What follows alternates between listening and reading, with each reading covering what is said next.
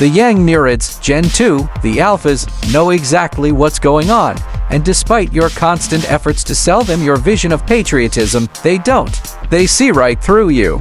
Thanks to the internet, thanks to the little education we have left, despite all your efforts to keep the masses as ignorant as possible, you have for the older men and women in power, it's over. The younger generation doesn't believe a word you're trying to sell them.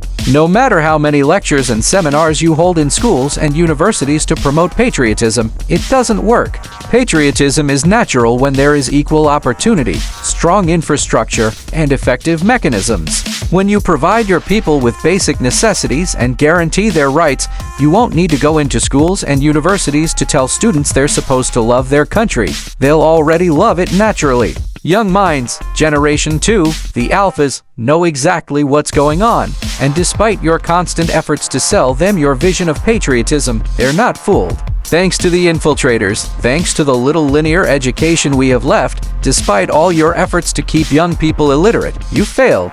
You haven't succeeded in dictating their thinking. They think for themselves. They may be too afraid to say what they think because they're afraid to breathe.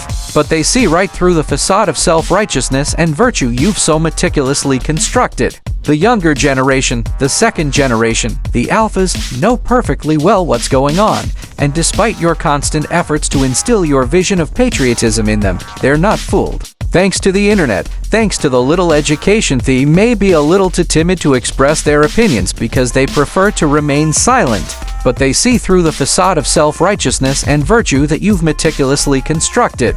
This is their future. There seems to be a huge divide between young people and the current regime. There's Generation Z wants faster internet. Those in power want a stronger firewall. Generation Z wants cheaper smartphones. Baby boomers want smartphones. Artistic cell phones will be used.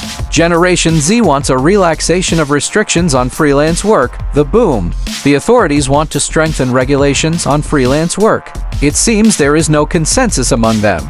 This is precisely why the negotiations failed. Do you know why second generation has their headphones and paid Spotify subscriptions? If the situation becomes unbearable, half will be able to leave, the other half will make you listen to their music, and not in the best way. Generation Z has their headphones on and paid Spotify subscriptions. If the situation becomes unbearable, half will be able to defend themselves, the other half will make you listen to their music, and not in the best way. Boomers, we've had enough. We don't believe your version of events at all.